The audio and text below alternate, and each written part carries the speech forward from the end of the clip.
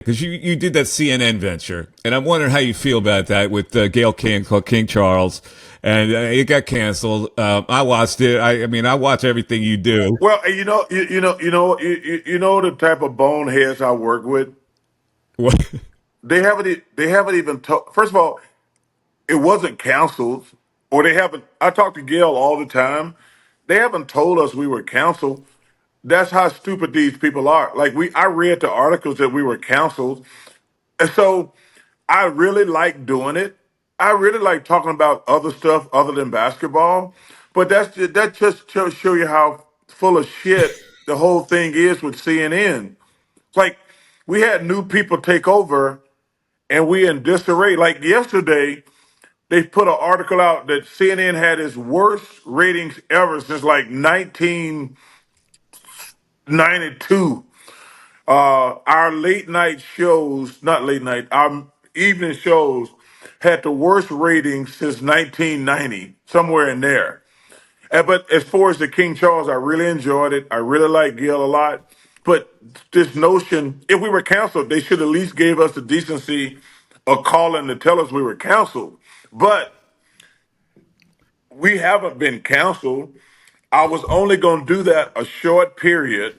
Then I was going to go back to the NBA to answer your question the best I Yeah, can. no, that's fine. All right, guys. So we got to talk about Charles Barkley, who is somebody I honestly don't like to talk about because Charles Barkley will come out here one day and say some things that really make a whole lot of sense. I'm like, hey, this guy Chuck, he's on to something sometimes, right? But then another day he'll come out and I'll be like, this guy is the biggest idiot in the world.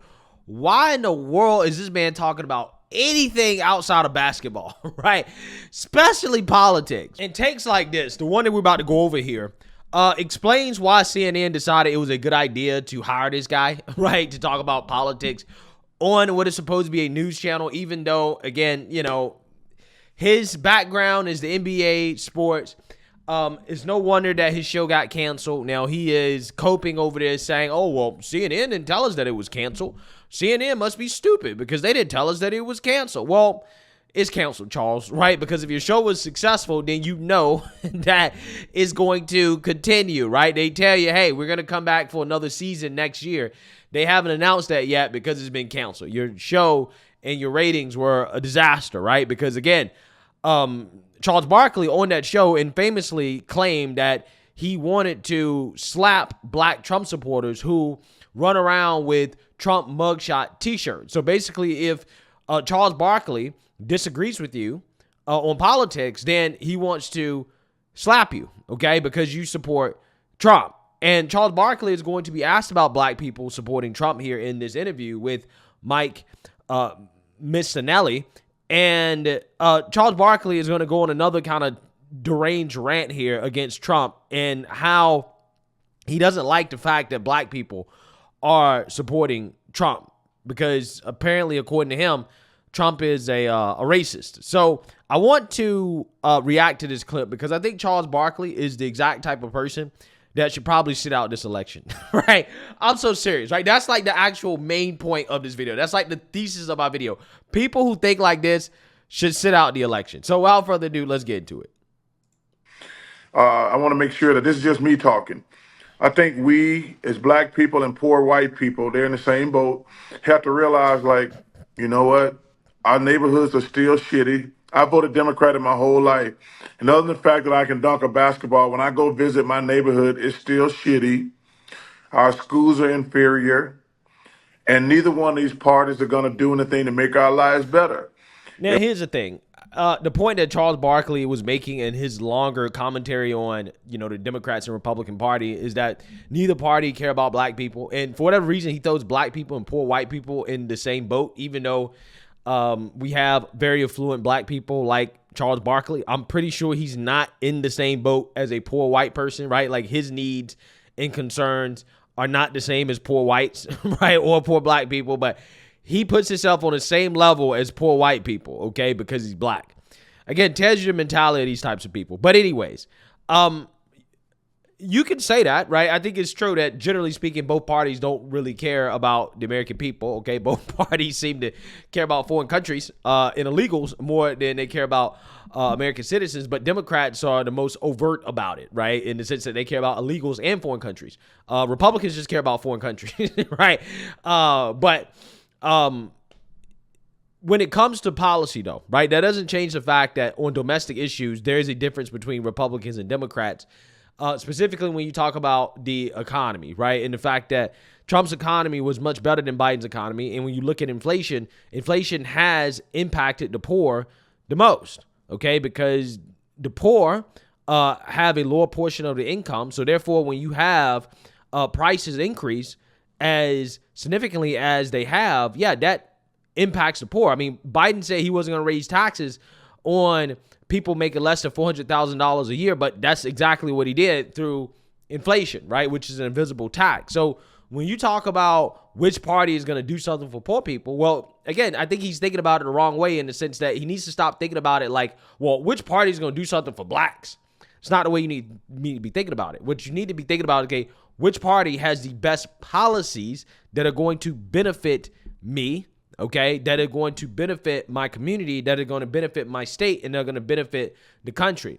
When you think along the lines of which party is going to do something for me because I'm black, first and foremost, that's illegal, right? You can't have politicians do things based on racial lines. It's just a really dumb thing to say, or just a dumb way to think about politics. But when you look at the policies of the Republican and the Democrat Party, when you look at the border, when you look at the economy, when you look at crime, all of these things, yeah, especially at the local level, it matters, right? At the federal level, maybe not so much, okay? But at the local level, 100% when you talk about crime, when you talk about the quality of education, sanctuary city policies, yeah, all these things are local level issues. So it 100% definitely matters at the local level, probably much more than the federal level. But even at the federal level, there are some differences between Democrats and Republicans when it comes to their economic policies and the things they push for. And I definitely think there's a difference with Trump because unlike some Republicans, when it comes to issues like the border, Trump doesn't just virtue signal about it. He actually tried to do something, right? He tried, okay?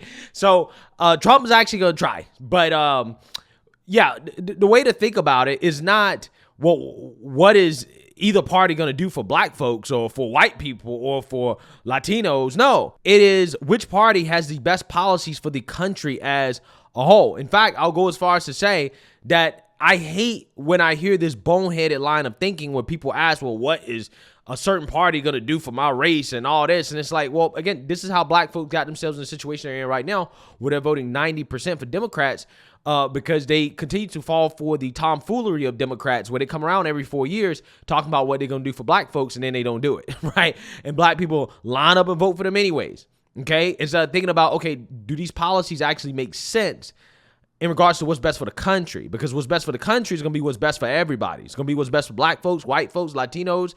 Okay, I think we can all argue that an open border has been bad for everybody. Inflation has been bad for everybody, right? So that's how people need to start thinking about politics. And again, this is one of my biggest pet peeves is just listening to people always talk about, well, what is this party going to do for blacks? Or what is this party going to do for Latinos or whites? And it's like, that's not the way you should be thinking about this. And we need to realize, like, you know what? I'm really on my own to make my life better. I get, Charles, I get that. Let me get like a little more specific. It appears to me from what I've seen over the years that the man who's now trying to run again for president has given life support and acknowledgement and acceptance to racism and racists. So when I ask you the question, it's like if somebody was running for president and said, I hate Italians, I think they're third class citizens, I would go, well, he doesn't have my support. That's when has Trump ever said he hates any group of people based off their race or ethnicity? What kind of white guilt trip is this, right? Because that's what this is to me. This is cringe because he just made that up, right? He just made it up. Either that or he listens to BS NBC too much, right? That's the new name for MSDNC, right? Or NBC, BS NBC, right? Because that's the only place I can think he could get some BS like that from. Well, the pointed question I wanted to ask. Yeah. You're 100% right. I would never vote for Trump for that simple reason.